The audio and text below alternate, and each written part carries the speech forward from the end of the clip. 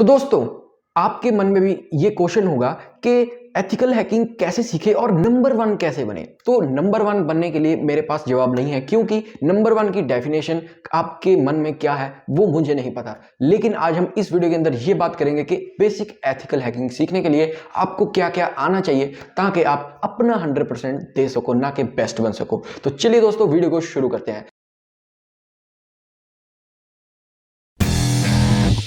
अब जानिए टेक्नोलॉजी की बात टेक के साथ।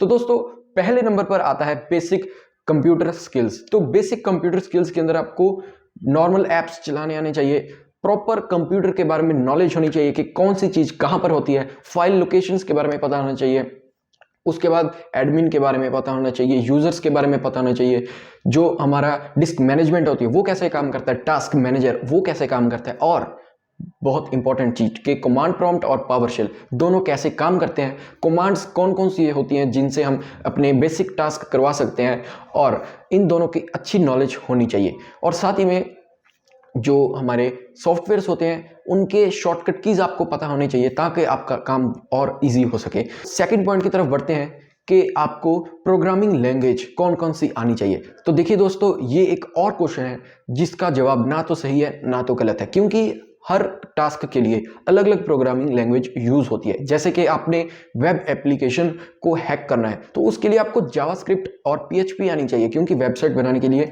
बैकएंड के अंदर यही दोनों लैंग्वेजेस काम में आती हैं। अगर आपने ऑपरेटिंग सिस्टम के ऊपर कुछ काम करना है तो उसके लिए सी या C++ यूज होती है। तो उस सिनेरियो के अंदर आपको ये लैंग्वेज आनी चाहिए। अगर आपने कोई हाई लेवल प्रोग्राम को हैक करना है या क्रिएट करना है तो उसके लिए आपको पाइथन आनी चाहिए।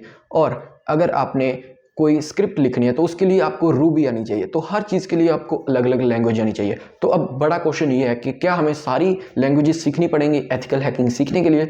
तो ऐसा नहीं है। कोई भी आप एक लैंग्वेज सीख लो जिसकी आपको अच्छी तरह से नॉलेज हो। जैसे कि आप पाइथन सीख सकते हो, क्योंकि ये काफ़ी इजी है और काफ़ी बढ़िया लैंग्वेज है, हर चीज़ के लिए यूज़ होती है।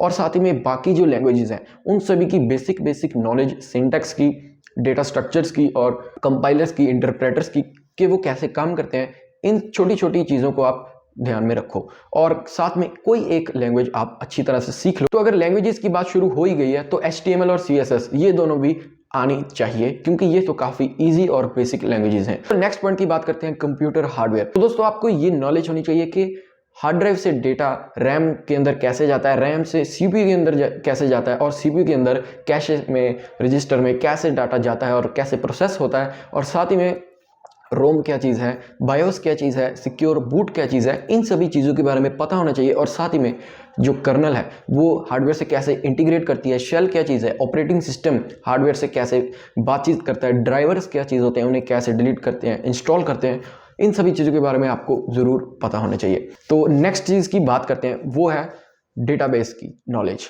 तो डेटाबेस, अगर आपने कोई भी वेबसाइट हैक करनी है तो उसके बैकएंड के अंदर आपको उस वेबसाइट का डेटाबेस मिलेगा, और वेबसाइट हैक करते वक्त आपको डेटाबेस भी हैक करना पड़ेगा ताकि आपको पता चल सके कि डेटाबेस में क्या क्या वल्नरेबिलिटीज़ हैं।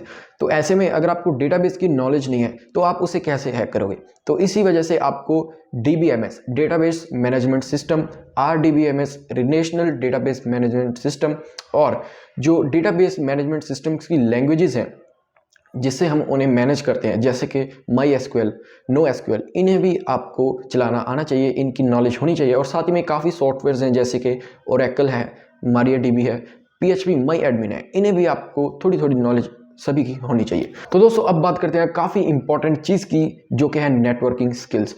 तो नेटवर्किंग स्किल्स काफ़ी ज़्यादा इंपॉर्टेंट है और बैकबोन है एथिकल हैकिंग के लिए। तो अब नेटवर्किंग के अंदर आपको ये पता होना चाहिए कि कौन कौन से नेटवर्क्स होते हैं, कैसे वो काम करते हैं, डेटा कैसे फ्लो करता है, TCP/IP क्या होता है, जो बेसिक हमारे प्रोटोकॉल्स होते हैं वो कौन कौन से हैं, OSI मॉडल के बारे में पता होना चाहिए, TCP/IP के मॉडल के बारे में पता होना चाहिए। उसके बाद हमारे जो पोर्ट्स हैं उन्हें कैसे कॉन्फ़िगर करते हैं, उन्हें फायरवॉल से कैसे सिक्योर करते हैं, जो हमारे सर्वर्स होते हैं उन्हें कैसे कॉन्फ़िगर करते हैं, और हमारे जो नेटवर्किंग डिवाइसेस हैं, हब, स्विच, राउटर, ब्रिज, इन सभी के क्या क्या फंक्शंस हैं और इन्हें कैसे कॉन्फ़िगर करते हैं, राउटर कैसे काम करता है, और इन सभी चीज़ों के बारे में नॉलेज होनी चाहिए। तो नेटवर्किंग एक काफ़ी वास्ट टॉपिक है, इसके अंदर एंडलेस टॉपिक्स हैं और साथ ही में सबनेटिंग हो गया, DMZ हो गया, नेट हो गया, DHCP हो गया, और काफ़ी सारी चीज़ें हैं, DNS हो गया, काफ़ी सारी चीज़ें हैं। तो ऐसे में जितना आप पढ़ते जाएंगे उतना आपके लिए बेहतर होगा।